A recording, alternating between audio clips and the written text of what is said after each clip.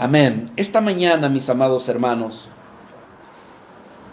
vamos a continuar hablando acerca de aquellos elementos que forman parte del fundamento en la vida del cristiano. Fundamentos, hermanos, que el único propósito que lleva es que tu vida sea una vida estable, que no te muevan las circunstancias, que no te muevan las personas, que no te muevan las cosas, sino que tú seas una vida que has puesto tanto tu mirada y tu corazón en el Señor, que has traído el conocimiento de lo que Él hizo. Y ese conocimiento, hermanos, al ponerlo, por así decirlo, que finalmente está dentro de la soberanía de Dios, pero cuando tú lo comprendes y tú lo llevas por gracia de Dios al cumplimiento, vas a descubrir algo hermoso.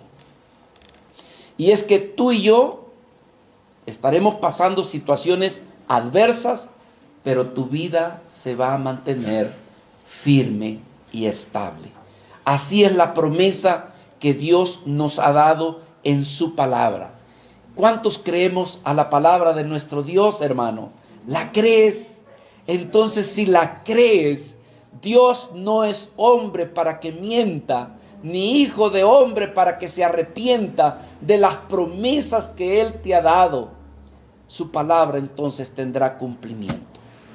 Hoy vamos a ver la segunda parte de 7, que nos ayudan a que se ponga el fundamento. Todos hemos partido de aquella metáfora que nuestro Señor Jesucristo dijo acerca de aquel que cavó, ahondó, llegó hasta la roca y después que encontró la roca, puso el ¿qué dice? El fundamento. Y después del fundamento dice que él comenzó a edificar la casa. Y cuando hemos hablado de la casa, pues hablamos de varias cosas. Número 1, hablamos de tu propia vida. Tú eres el templo del Señor. Tú eres la casa de Dios. Pero también podríamos hablar de tu matrimonio.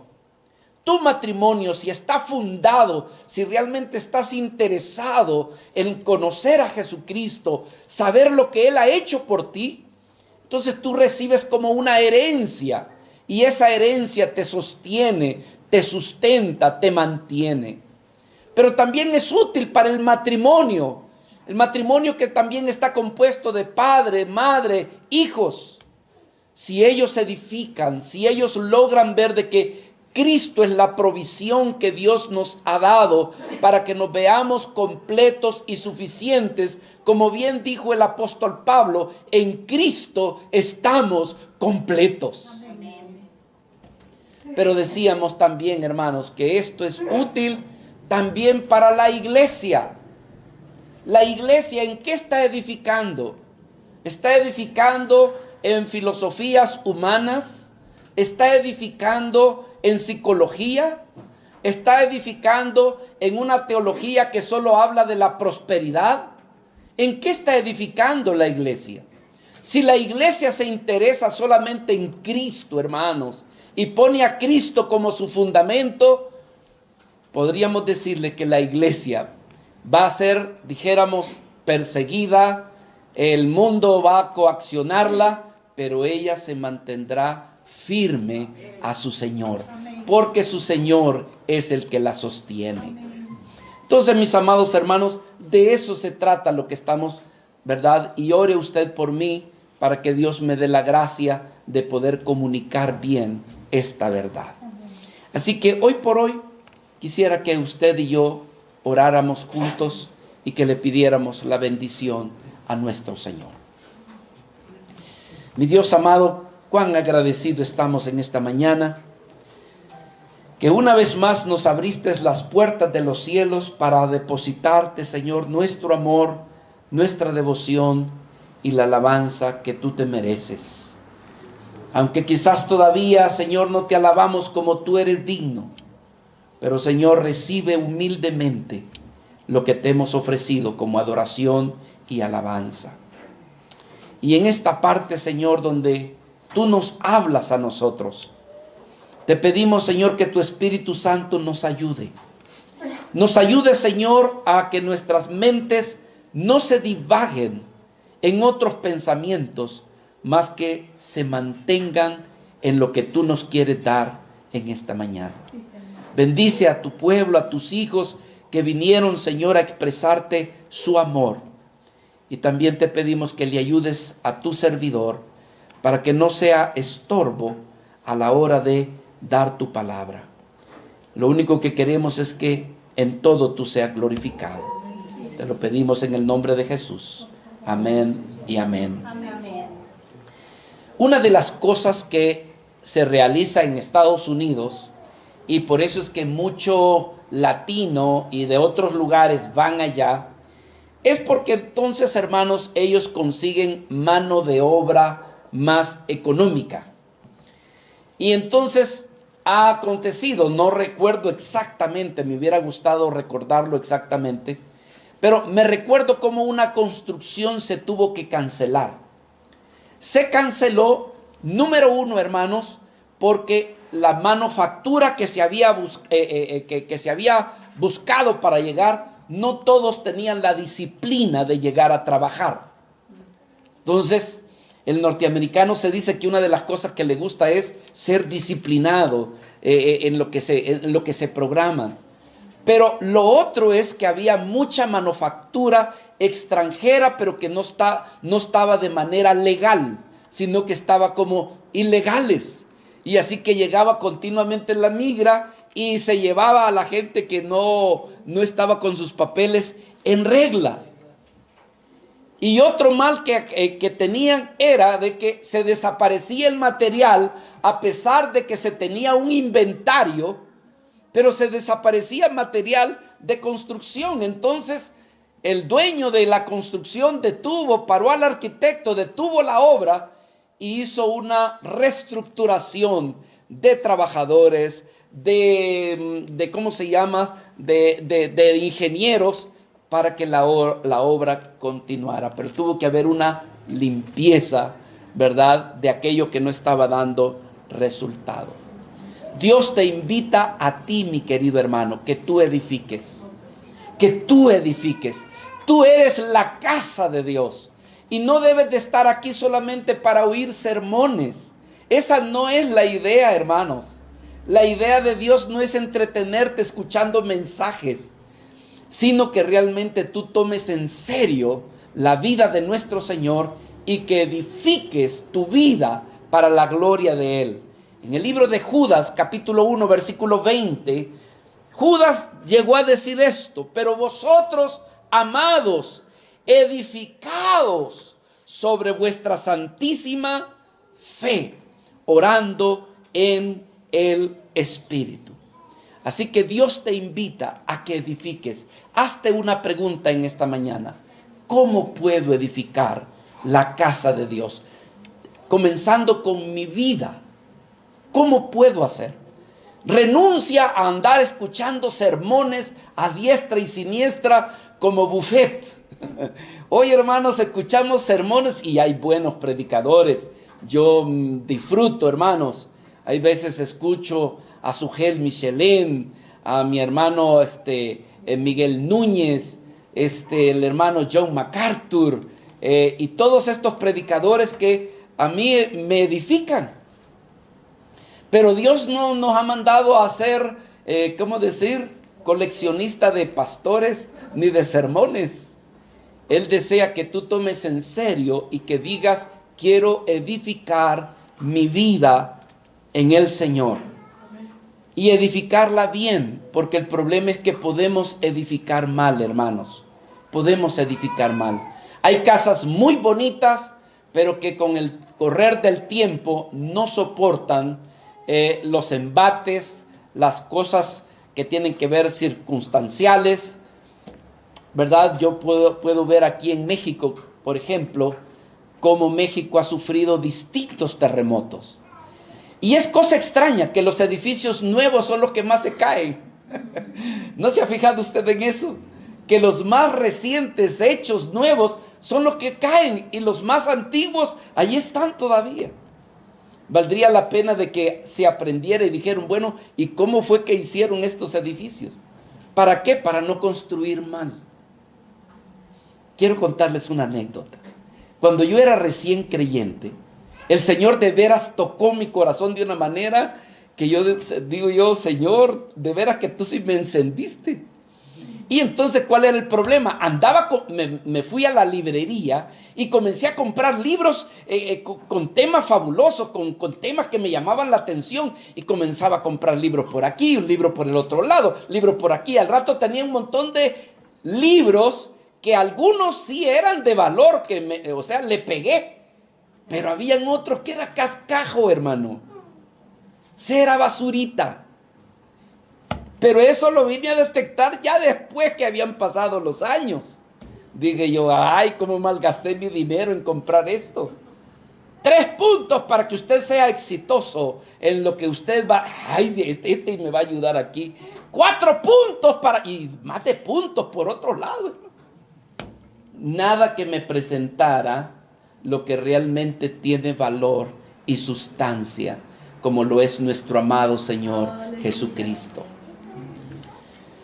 Pero eso lo vine a aprender después. ¿Por qué, hermano? Porque nuestra vida puede edificar de manera equivocada. ¿Cómo puedo yo edificar de manera equivocada?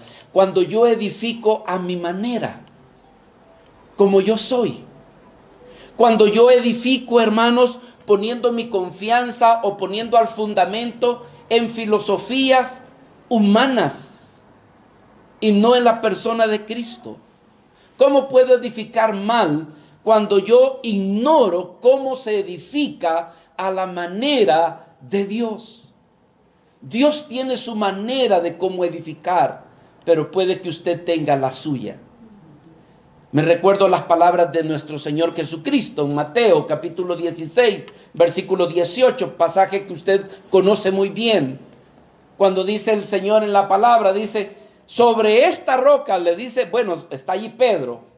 Tú, Pedro, le dice, sobre esta roca, fíjese, edificaré, ¿qué?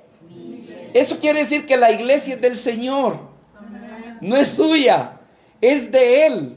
Y si la va a edificar, debe de edificarla en base al diseño de Él. Ahora, ya estudiamos a fondo de que Pedro no es la roca. ¿Cuántos están de acuerdo conmigo? Pedro no es la roca. Es más, Pedro tuvo que decir más adelante, yo no soy la roca, Cristo es la roca. La piedra viva, la piedra angular. Entonces dice, acercaos vosotros a Él para que podáis edificar, dice, la casa del Señor y que podáis ofrecer sacrificios espirituales a Dios. Primera de Pedro capítulo 2 del 9 en adelante. Entonces, mis hermanos, nosotros debemos de decir, Señor, ¿cómo pudiera yo edificar mal cuando yo en la casa pongo elementos que realmente no son útiles? Hoy en día, por ejemplo, hermanos, los ingenieros andan buscando material que sea bueno, bonito y barato. Pero lo que menos hay es que sea bueno. Es barato, eso sí, ¿verdad? Se recordarán el ejemplo que puse la vez pasada de este edificio moderno, ¿verdad? Con materiales que no eran pesados, pero que eran fuertes. Y a la hora de la hora, hermanos, del terremoto, se vino todo el edificio de departamentos. Y el ingeniero anduvo huyendo, porque lo comenzaron a buscarlo para que rindiera cuentas de por qué un edificio que ni siquiera había cumplido 1 año de construcción se vino abajo. Y entonces el análisis que hicieron es los materiales. Entonces también nosotros podemos edificar nuestra vida. La pregunta es, ¿qué materiales estás trayendo a tu vida para edificar?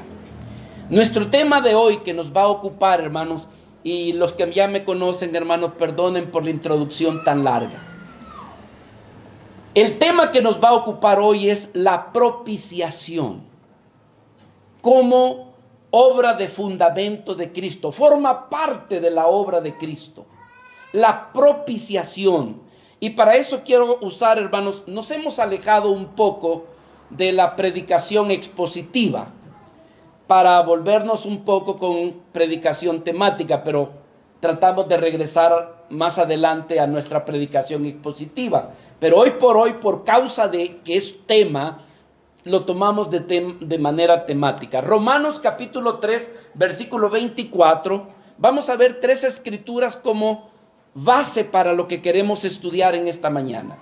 Romanos 3, 24.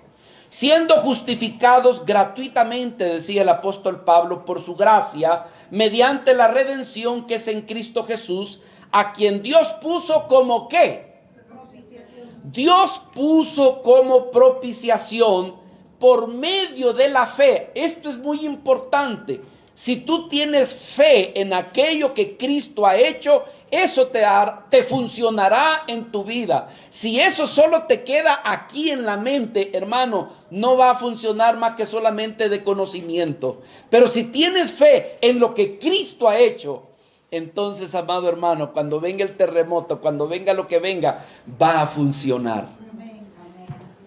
Dios puso como propiciación por medio de la fe en su sangre para manifestar su justicia a causa de haber pasado por alto en su paciencia los pecados pasados. La segunda escritura la encontramos en Primera de Juan, capítulo 1, versículo 1 y 2.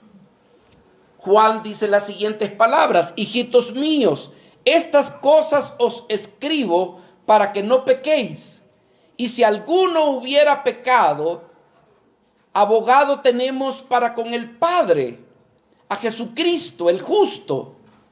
Y Él es la propiciación por nuestros pecados. Y no solamente por los nuestros, sino también por los de todo el mundo. Tercer pasaje que quiero ver con ustedes. Primera de Juan, capítulo 4, versículo 10. En esto consiste el amor, no en que nosotros hayamos amado a Dios, sino en que Él nos amó a nosotros y envió a su Hijo en propiciación por nuestros pecados. ¿Qué significa la palabra propiciación? Del griego hilasmos. Usted lo puede encontrar en el diccionario Strong con el número 2434. Significa, fíjese lo que significa propiciación. Significa apaciguar. También significa lograr llegar a una conciliación o conciliar. Ahora, estas palabras también tienen una connotación extra. Y es que no solamente es lograr apaciguar aquello que puede traerme pérdida o que me causa temor, sino que también cuando se haya detenido esa amenaza, también se extiende a que pueda yo ser bendecido por aquel que me amenazaba. Eso es lo que significa la palabra propiciación. Implica el hecho de apaciguar un conflicto entre dos personas o entre dos bandos. Pero como repito, hermanos, esta palabra conlleva mitigar, lleva también detener el enojo, pero al mismo tiempo siendo favorecido. Eso es lo que significa la palabra propiciación. Ahora, ¿cuál es la necesidad de nuestro estudio de la propiciación? Ponga atención en esto. Es poder examinar cuánto tú y yo hemos ofendido la santidad, la justicia y la verdad de Dios. De eso se trata. De que tú puedas descubrir que desde que tú naciste no fuiste una vida que buscó agradar a Dios, sino que muchas veces anduvimos tanto en nuestros propios caminos que no nos dimos cuenta que muchas veces hemos ofendido a Dios. Y que Dios, por su pura misericordia, hermanos, no ha derramado su ira sobre nuestras vidas. Entonces, la Escritura nos habla acerca del grado de la justicia de Dios. nos habla del grado de la santidad. Usted va a ver que en la Biblia no dice, y Dios es justo, justo, justo. Ni tampoco va a encontrar que Dios es amor, amor, amor. No lo va a hallar. Pero lo que sí va a encontrar es que Dios es santo, santo, santo. Porque Dios es santo. Lo que sucede, hermanos, es que nosotros estamos tan ocupados, tan afanados, que nos hemos apartado de querer conocer quién es Dios. Nos hemos conformado a oír sermones, pero no nos hemos dado a la tarea de decirle, Señor, quiero que me reveles aún más tu persona. Quiero dedicarme, Señor, a conocerte aún más. El apóstol Pablo llegó a decir, hermanos, yo ciertamente que todavía no lo he logrado, pero una cosa sí hago, olvidándome de lo que queda atrás, prosigo hacia adelante a fin de conocerle, a fin de saber quién es mi Señor. Entonces, hermanos, cuando usted y yo, Dios nos dé la gracia de conocerlo un poco más, nos vamos a sentir más avergonzados de decir, perdónanos, Señor, por todo lo que te hemos ofendido. Perdónanos, Señor, porque hemos quebrantado, Señor, hemos pecado contra tu gloria, contra tu santidad, contra tu grandeza, contra tu verdad. Alguien diría, hermanos, y no le gusta oír este tema de la ira de Dios. No le gusta, hermanos, pero hay un tema con el cual yo estoy seguro que sí se alegran. Dios te va a bendecir. Dios te va a prosperar. Si le das 10 pesos, Él te va a dar 100. Y todo es mime conmigo. Para mí, por mí, otro para mí. Dios se hizo para ayudarme a mí. Ese mensaje es aplaudido. Ese mensaje es recibido. Pero cuando tú le dices, Dios está airado por el pecado y también en el pecador, ese mensaje como que es limón en la herida. No nos gusta. Pero hermanos amados, la palabra de Dios dice que nosotros hemos pecado contra Dios. ¿Cuántos están conmigo, hermanos? Y dicen, hemos pecado contra ti, Señor. Es muy hermoso, hermanos, ver en la Escritura que siervos muy preciosos reconocían ellos su pecado. Me recuerdo Nehemías, ¿verdad? Cuando estaba con el rey y le decía, oye Nehemías, ¿y por qué estás triste? Por lo que está sufriendo mi pueblo. Y luego se retira y dice Nehemías, Señor, hemos pecado contra ti. ¿Sabe que Nehemías no dice, este pueblo ha pecado contra ti? No, hermanos, él mismo se dice, hemos pecado contra ti. El joven precioso llamado Daniel reconoce también y en su oración le dice, oh Señor, hemos pecado contra tu santidad. Nosotros merecemos tu juicio, merecemos tu castigo. Hemos pecado contra ti. Pero hoy en día, hermanos, señalamos más fácil el pecado de otro que el sentirnos nosotros pecadores. Pero todos somos, comenzando con este. Como decía Pablo, el número 1 soy yo, decía Pablo. Y yo no puedo quedarme atrás, hermanos. A Dios le disgusta el pecado, esa es la verdad. A Dios le disgusta el pecado. Dicen amén a eso, hermano. Amén. A Dios le disgusta el pecado. Tan es así que el Señor mostró su ira cuando esa primera humanidad, hermanos, en los tiempos de Noé, pecó. Era tan grande el pecado que dice que Dios no soportó el pecado. Se airó tanto que entonces, ¿qué hizo Dios? Mandó un juicio, ¿verdad? Donde se anegó toda la tierra y el agua, hermanos, acabó con todo. Solamente se salvó Noé, su esposa, sus hijos y sus nueras. Pero alguien diría, bueno, ya el Señor ya se desahogó. Ya el Señor ya mandó a Noé, lo salvó y ya se terminó con la gente mala. Y entonces, por lo tanto, el enojo ya se le fue. No, hermano. ¿Sabía usted que seguía enojado? A pesar de que ya se había terminado a todo el mundo. ¿Sabe qué es lo que sabe a dónde se le quitó la ira al Señor? ¿Quiere usted ver dónde se le quitó la ira al Señor? Génesis capítulo 8, por favor. Noé, cuando vio que toda la lluvia había desaparecido y que vio que los niveles del agua bajaron, entonces Noé bajó de la barca con todos los animalitos. Dice el versículo 20, y edificó Noé un altar a Jehová, y tomó de todo animal limpio y de toda ave limpia. ¿Y qué fue lo primero que hizo Noé, hermanos? Ofreció holocausto en el altar.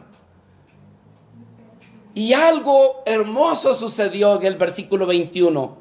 Y percibió Jehová, porque todavía no lo había percibido. Todavía seguía molesto. Pero de repente percibió Jehová olor, ¿qué? Grato. Y dijo Jehová en su corazón. ¿Pero cuándo fue eso? Cuando había percibido el olor grato. No antes, sino en ese momento. Dice la Escritura, dijo Jehová en su corazón, no volveré más a maldecir la tierra por causa del hombre, porque el intento del corazón del hombre es malo desde su juventud, ni tampoco volveré a destruir todo ser viviente como lo he hecho. ¿Y saben por qué? Porque he recibido algo de olor grato. Ya se me fue la cólera. Ya se me fue el enojo. He recibido algo que me ha sido agradable.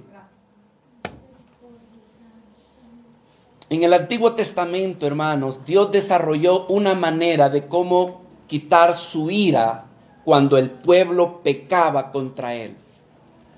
Y lo hizo a través, hermanos, de lo que sería, ¿cómo se llama? Sacrificios y holocaustos. No, dejé el puntero, lo perdí. Ah, sí, ya lo hay. Porque, mis hermanos, la Biblia nos muestra varios ejemplos. La Biblia nos muestra varios ejemplos de cómo la ira del Señor se manifestaba cuando había pecado. ¿Y usted piensa que Dios ha cambiado, hermanos? No, Dios no es, hermano, Dios no es como nosotros. Ah, sí, yo así era antes, pero ya cambié. No, Dios no ha cambiado. Él es el mismo de ayer, de hoy y de siempre. Su ira contra el pecado todavía se mantiene intacta. ¿Por qué? Porque nuestro amado Dios no cambia. No necesita cambiar. Él es perfecto. Pero sí, hermanos, la ira de Dios se manifestó varias veces. Ya lo vimos, se manifestó en los días de Noé.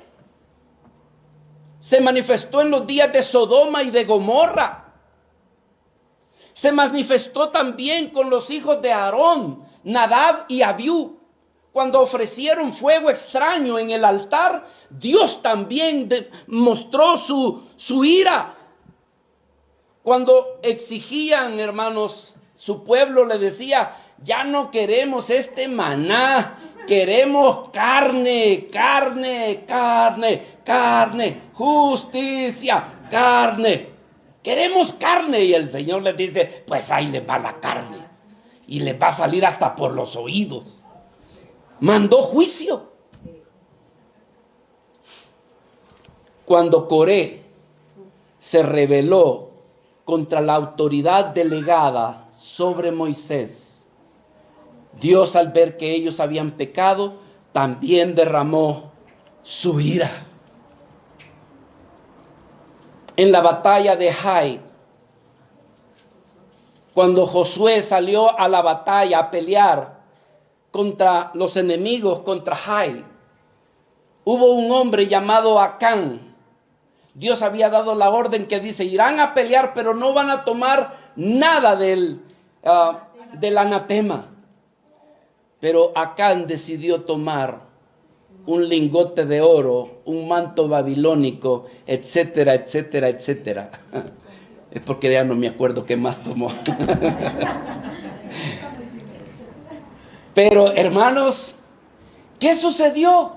La ira de Dios se volvió también a manifestar. ¿Qué les puedo decir cuando leemos el libro de Jueces? Ahí, hermanos, era un ir y subir, bajar y subir, bajar y subir. ¿Y cuándo venía el juicio? Cuando el pueblo se rebelaba contra Dios y se olvidaba contra Dios, el juicio venía. Así es nuestro Dios. Entonces, ¿cómo hizo Dios, hermanos, para tener misericordia de ese pueblo que iba en el desierto? Dios se ideó de algo. Dios, hermanos, como les dije hace un instante, Él diseñó las ofrendas y los holocaustos. Y la manera o el lugar donde habrían de hacerse estos holocaustos era justamente en un lugar que Dios le llegó a llamar el tabernáculo, y que los teólogos le han llamado el tabernáculo de Moisés, porque quien presidía en aquel tiempo era Moisés. Entonces, hermanos, algunos, estoy más que seguro que la mayoría de los que están aquí comprenden esta figura. Pero ténganme paciencia, porque hay 2 que 3 hermanitos, nuevitos, tiernitos, que no lo saben. Así que usted pague el precio de ellos, por favor. ¿Dicen amén a eso? Amén. Bueno, hermanos, Dios le dijo a Moisés, mira, Moisés, harás un tabernáculo. Y fíjese lo que dijo, no lo vayas a hacer a tu manera. Yo sé que tú eres ingeniero allá en Egipto. Tú te la sabes todas, Moisés. Pero lo que yo quiero que me construyas va a ser conforme a como yo te lo estoy diseñando. Que no se te vaya a ocurrir ponerle otro más elemento o ahorrarte algo. No, lo vas a hacer exacto. Y entonces, hermanos, en el desierto andaba esta tienda de campaña que emigraba, o sea, se podía levantar. Y este tabernáculo, que así se le llamó, pues había una tiendita, ¿verdad?, que estaba dividido en 2 partes, ¿verdad?, en 2 partes. Esto se conoce como lo que es los atrios. La primera parte se conoce como el lugar santo y la otra se conoce como el lugar más santo, o que se conoce como el lugar santísimo. ¿Por qué razón? ¿Por qué santísimo? Porque en ese lugar habría una urna, un cofre, una caja, que, hermanos, era hecha de madera de acacia, pero revestida de oro. Eso lo que hablaba era de la unión de Dios con el hombre. El hombre es tipificado como madera, pero el oro es símbolo también de divinidad. Otro día podríamos hacer un estudio de esos simbolismos. Pero aquí en la parte, esta parte, hermano, era totalmente oscura. No había lámparas. Aquí, en el lugar santo, pues estaba la mesa de los panes de proposición que había ordenado Dios que se pusiera. También estaba un candelabro y también había una mesa del incensario. Eran las cosas que estaban allí. Aquí teníamos el altar de sacrificios y luego aquí teníamos lo que se conoce como el lavatorio, donde los sacerdotes se lavaban cada vez que oficiaban o ministraban. Esto fue diseño de Dios. ¿Para qué, hermanos? Para que al ofrecer sacrificios, entonces subiera en olor grato y la ira de Dios sería desaparecida o quitada. Entonces, ¿qué se le conoce esto? Como un santuario. Ténganme paciencia, hermanos. Por favor, soporten a su pastor. En Éxodo capítulo 25, del 8 al 9, Dios le dijo a Moisés, harán un santuario, y dice para quién iba a ser el santuario.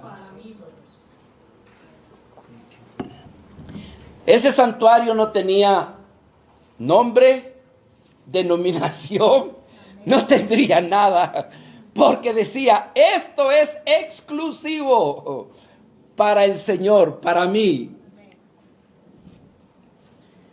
Y habitaré, esta es la promesa de Dios, habitaré en medio de ellos, conforme a todo lo que yo te muestre, el diseño del tabernáculo y el diseño de todos tus utensilios. Moisés, pon atención, por favor, Moisés. Así como te lo estoy diciendo, así lo vas a hacer. Yo espero que me esté comprendiendo, hermanos. Ahora, dijimos que estaba compuesto por 3 partes. Usted lo puede ver, los que les gusta estudiar pueden tomar nota. Éxodo 27:9, Éxodo 26:33, Hebreos capítulo 9 del 2 al 3, nos dice que estaba dividido en 3 partes. Estaba dividido en el atrio, el lugar santo y el lugar santísimo. Pero en el lugar santísimo había este cofre del que yo les acabo de hablar, conocido también como el arca del testimonio. ¿Arca de qué dice? Del testimonio. No se le olvide esa palabrita que es bien importante. Testimonio, testimonio. ¿Qué significa testimonio? Pues testimonio es testimonio usted. O sea que se da testimonio, se testifica. Entonces dice en Éxodo 25, allí me acompaña mi querida Tania. Éxodo 25 del 10 al 16, no lo vamos a leer todo, pero estaba ese cofre. Dice, harán también un arca o el cofre de madera de acacia, cuya longitud será de 2 codos, etcétera, etcétera. Versículo 11. La cubrirás de oro puro por dentro y por fuera, y harás sobre ella una cornisa de oro alrededor. Fundirás para ella 4 anillos. En fin, hermanos, era un cofre bien bonito, de oro. Un cofre donde se le llamaría, no solamente el arca, se le llamaría el arca del testimonio. Ahora, yo quiero que vayamos, por favor, a las figuritas. Gracias. Y entonces, veamos aquí el cofre. Espero que lo logren ver desde atrás, hermano, porque no... Eso. Gloria a Dios. Entonces el cofre era de oro, ¿verdad? Pero hay algo bien importante en esta mañana que vamos a ver. Dentro del cofre, más adelante, Dios le dijo a Moisés, dentro de ese cofre vas a ponerme las tablas de la ley. También vas a guardar una copa de maná y una vara, la vara de Aarón. No se logra muy bien, hermanos, pero aquí arriba debería de verse el propiciatorio. Pero no se logra ver, más o menos ahí se mira esta es la tapadera. No sé si logran verla apenas, pero ya la vamos a ver mejor. El asunto es con qué propósito se tendría esa arca. Dios dijo, desde allí me voy a manifestar a ustedes, desde allí yo les voy a hablar, desde allí yo voy a estar con ustedes donde ustedes vayan. ¿Qué haría el Señor? Declararse. Pero hermanos, 3 objetos estarían dentro de esa arca. La pregunta es, ¿qué hace el maná allá adentro? ¿Qué hace las tablas de la ley? ¿Qué hace la vara de Aarón allí? ¿Será para guardar un souvenir? Y decir, bueno, un recuerdo de que anduvimos por el desierto, y verdad, y aquí tenemos esto de recuerdo. No, hermanos. Escuchen, pónganme atención. Esas 3 cosas representaban, escuche, la rebelión de su pueblo. ¿Oyeron bien? Sí. Empecemos con el maná. Decía, tenemos hambre. No, Moisés, nos vamos a morir de hambre. queremos comer. Y entonces Dios le dijo: Moisés, no te preocupes, dile a mi pueblo que yo voy a hacer llover pan del cielo para que ellos coman. Y entonces lo único que el viernes van a recoger el doble, porque el día sábado no van a recoger, ¿verdad? Así que pongan atención a eso. Y entonces, hermano, de repente comenzó el día siguiente y amaneció todo lleno de cornflakes, o sea, de maná. Y entonces el pueblo comenzó a verlo. ¿Y sabe qué fue lo primero que hizo? Criticarlo. ¿Y qué es esto? No sé si me entiende. En el original no está como dice: ¡wow! ¿Qué es esto? No. En el original la idea es: ¿qué es esto? Con actitud de menosprecio. Y se comenzaron a quejar contra Moisés. ¿Qué es esto, Moisés? Esto es lo que vamos a comer todo el día. Desayuno, comida y cena. ¿Qué es esto? Y entonces comenzó una crítica. Y dijeron: ya no queremos esto, estamos hastiados. Nosotros nos acordábamos allá en Egipto cómo comíamos carne, bife al corte mañón, y allá cebollas, arroz, puerros. Y vamos hastiados con este que parece comida como que es culantro. ¿Qué es esto? Crítica a lo que había salido de Dios. Lo menospreciaron. Entonces dijo Dios: ¿carne quieren? Carne les voy a dar. Mandó a traer el montón de golondrinas, hermano, y los llenó a todos de carne, y hasta jedían de tanta carne que había, mal olor, y hermano, trajo peste y todo eso. Y le dijo Dios a Moisés: Moisés, quiero recordar el día que mi pueblo se rebeló contra mí y me menospreció lo que yo le estaba dando. Guárdate una copa para que el pueblo se acuerde de cómo se ha rebelado contra mí. Guárdala. ¿Ya? Más adelante, no, hermano. Y solo Moisés pasa predicando. Ya debería haber otro predicador.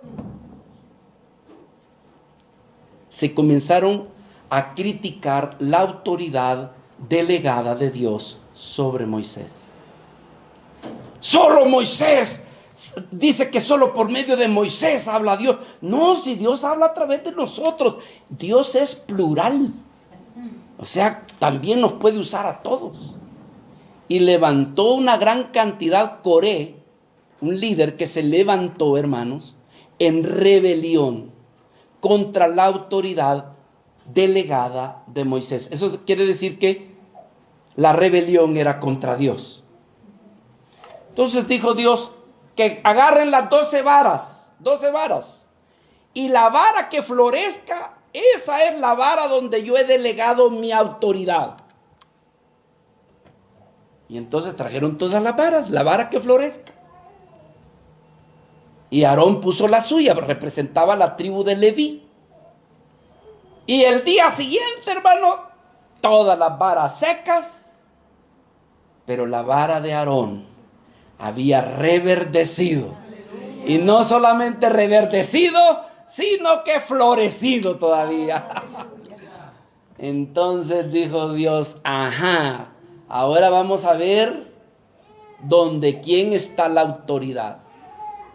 Y entonces Dios reafirmó que la autoridad delegada se la había dado a Moisés y a Aarón. Entonces le dijo a los de Coré que se reúnan todos los seguidores de Coré. Vayan, muchachos, hagan fila por aquí, por favor. Y hermanos, dice la escritura que la tierra se abrió y se fueron todos ellos. La ira del Señor se manifestó. Entonces dijo Dios a Moisés: dile a Aarón que meta su vara en el arca. Eso va a ser un recuerdo el día en que mi pueblo se rebeló contra mi autoridad. Allá la puso. Y después, hermanos, ¿qué había sucedido?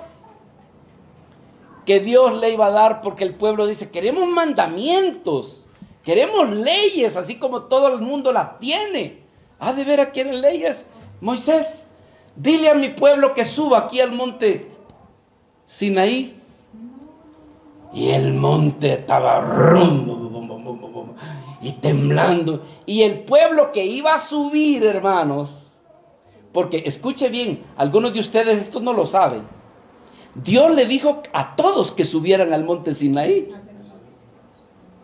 Dios les dijo, suban. Y ya cuando estaban agarrando impulso, y el tema comienza, Moisés, mejor hacemos una cosa.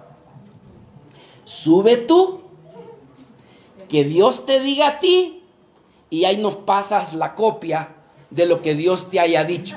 Porque nosotros no vamos a subir. No vaya a ser de que nos muramos. Y entonces solo Moisés subió. Y a él le dieron las tablas. Pero cuando Moisés venía con las tablas, ¿qué se encontró allá abajo, hermano? Un gran fiestón. Bailando con su ídolo, hermano. Y estos son los dioses que te liberaron. Y entonces dice que Moisés se llenó de ira. Y dijo, ¿de qué sirve estas leyes? Si ya este pueblo es pueblo rebelde. Y tiró las tablas, y también ahí el Señor emitió juicio. Pero todos sabemos que después Dios le dio otras a Moisés. Lo único es que el pobre Moisés le tocó tener que labrar la piedra, porque aquella estaba labrada y esta le tocó a él. Y así subió y le dio las leyes. Pero ¿qué le dijo después Dios a Moisés? Agarra esas tablas y mételas allí. Esto va a ser un recuerdo de que mi pueblo es un pueblo rebelde, pecador. Es un pueblo que realmente no me tiene consideración. Y para recordarles, mete eso. Y entonces, hermano, se puso el propiciatorio. El propiciatorio era una tapadera. Vamos a ver si la vemos. Esa es la tapadera. Esto sería donde estarían las tres cosas, pero el propiciatorio es esa tapadera. Y esa tapadera, hermanos, estaban dos ángeles, y los ángeles como mirando hacia allá adentro. Un ángel estaba viendo, ¿qué veía? Veía todo lo que el pueblo había pecado contra Dios. Un ángel quizás veía, dice, han quebrantado, han pecado contra la santidad de Dios. Y quizás el otro ángel decía, yo estoy viendo que este pueblo ha quebrantado la justicia de Dios. Y era lo que veían los ángeles. Veo el maná, veo la vara, veo las leyes. Todo esto lo ha quebrantado el pueblo.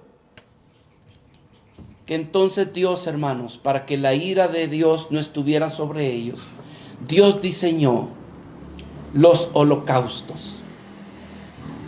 Y entonces todo se solucionaría el día de la expiación.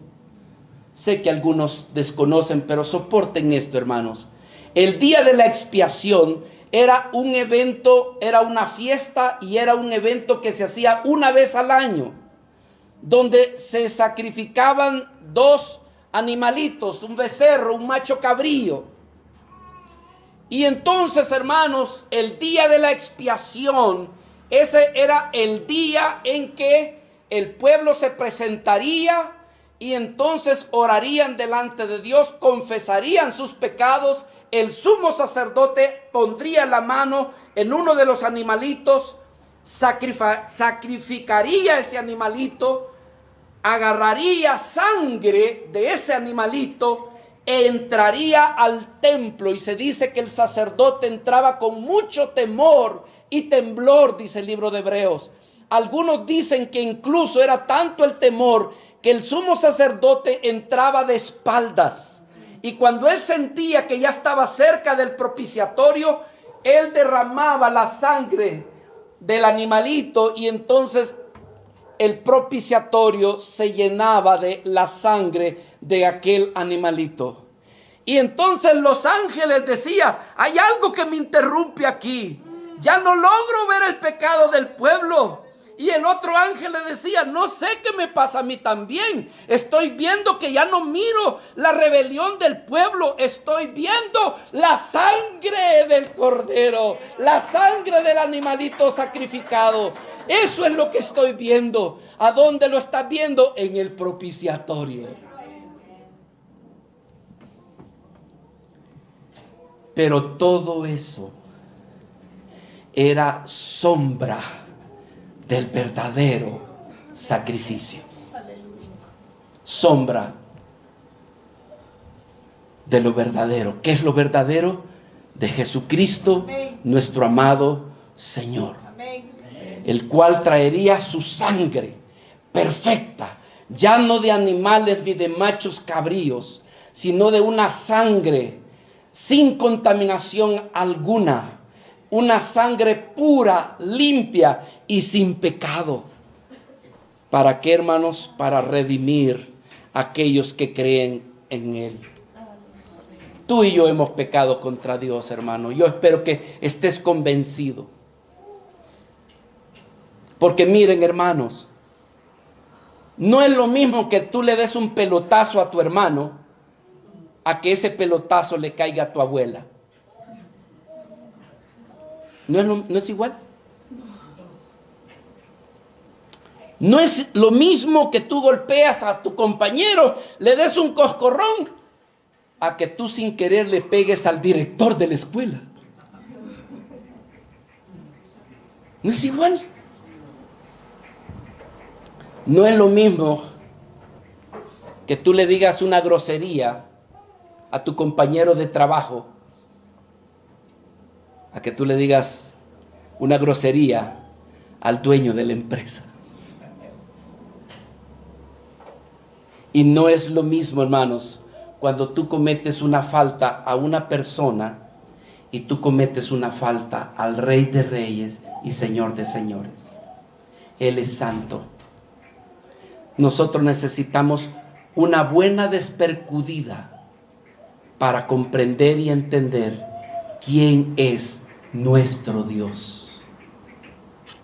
Yo te invito, hermanos, con mucho cariño te invito, estudia, profundiza en los atributos tanto de nuestro Dios como de su Hijo Jesucristo. Que tú inviertas tiempo en conocer un poco más a nuestro Dios. Dios se aira contra el pecado y contra el pecador. Pero ¿cuál es la esperanza? La esperanza no está en nosotros. No está en un cordero literal ni en un macho cabrío. La solución está en la obra expiatoria de nuestro Señor Jesucristo. Su obra de propiciación. Por eso es que Dios, hermanos, en su gran amor, Él ha enviado a su Hijo Jesucristo para que Él sea la propiciación por nuestros pecados. Primera de Juan, capítulo 4, versículo 10. En esto consiste el amor, no en que nosotros hayamos amado a Dios, sino en que Él nos amó a nosotros y que Dios envió a su Hijo en propiciación por nuestros pecados. Amados hermanos, los ángeles veían el pecado, pero cuando la sangre estaba puesta en el propiciatorio, ellos lo que veían era la sangre y ya no veían el pecado del pueblo. Igualmente, así nuestro amado Señor Jesucristo, su sangre ha sido derramada por causa de la ira de Dios. Pero entonces, hermano, esa sangre logra quitar el pecado, no como los animales, dice Hebreos allá capítulo 9, que cubrían el pecado del pueblo. No, la sangre de nuestro Señor Jesucristo no cubre nuestros pecados, quita el pecado de nuestras vidas. y hermano, y no se acuerda más de ellos. Tú te darías cuenta, hermanos, edificar una casa trayendo a memoria tus errores, tus fracasos. No tendrías fuerzas para seguir edificando. No tendrías ánimo para continuar. Pero ¿qué tal cuando la noticia te dice tus pecados te han sido perdonados? Tú cobras ánimo.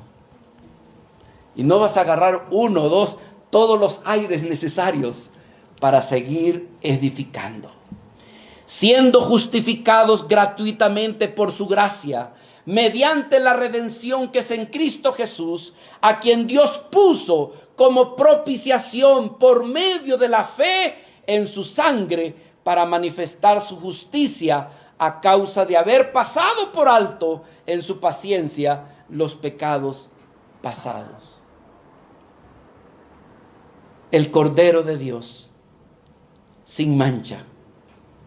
Hermanos, Él no se iba a detener hasta que se llevara a cabo el sacrificio. En la oración del Monte de los Olivos, los teólogos todavía se discuten que cuando Cristo estaba diciendo: Señor, si fuera posible pasara de mí esta copa, mas sin embargo no se haga a mi manera, no se haga como yo quiero, sino según tu voluntad. Algunos piensan que Cristo le tenía miedo a la cruz. No creo que mi Cristo le tuviera miedo a la cruz, hermanos.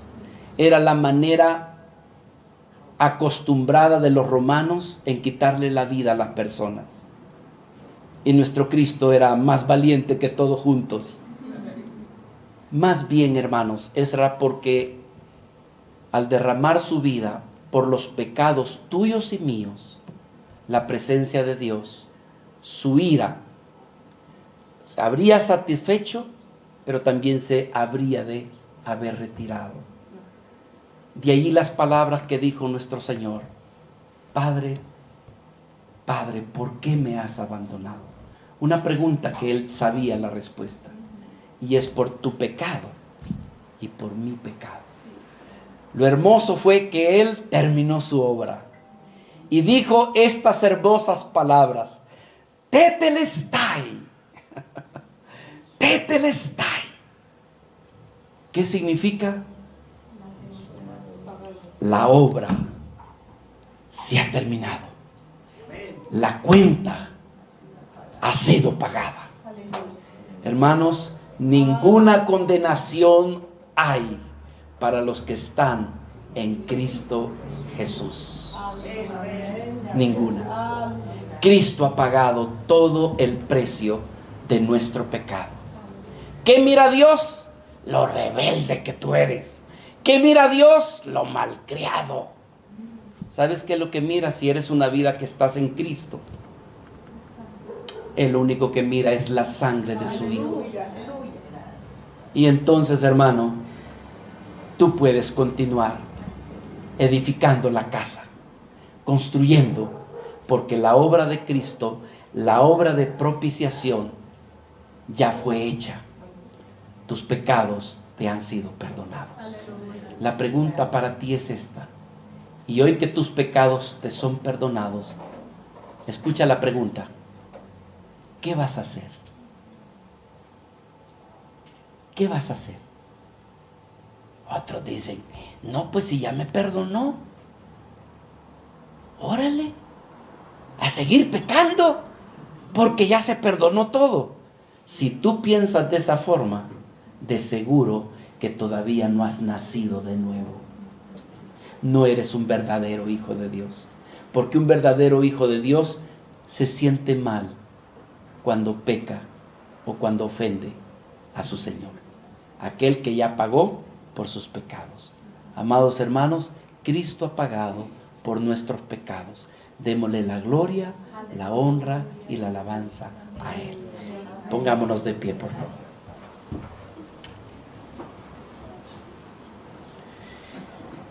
Te bendecimos, Señor. Te damos gracias porque tú has pagado el precio de nuestra rebelión. Tú has pagado el precio de todas las veces que te hemos menospreciado, de todas las veces, Señor, que imponemos más nuestra autoridad y no respetamos la tuya. Hacemos como nos da la gana, sin ningún temor en nuestros corazones. Perdónanos, Señor. Perdóname a mí, Padre. Perdóname a mí, Señor.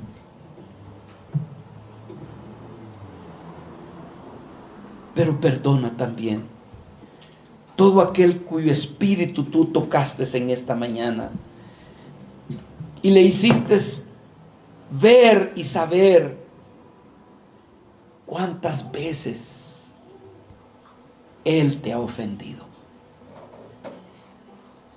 Mi Dios, perdónanos a todos. Señor, que la sangre de tu Hijo, que es abundante, sea aplicada a nuestros corazones, Señor, y que nos limpie de todo pecado. Límpianos de toda rebelión, límpianos de toda desobediencia, límpianos de toda amargura, de toda crítica, límpianos de toda nuestra maldad, Señor, y aplica la sangre de Cristo. Señor, te pedimos que también envíes un espíritu de arrepentimiento a nuestros corazones, porque muchas veces carecemos de arrepentirnos y nuestros corazones endurecidos, Señor, pasan por alto todas las veces que te ofendemos. Pero te pedimos que nos ayudes con tu espíritu para que nos des sensibilidad de corazón y seamos sensibles cada vez que te ofendemos.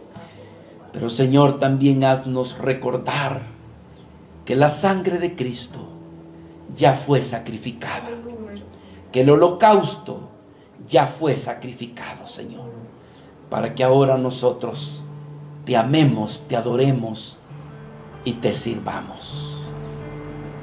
Aleluya.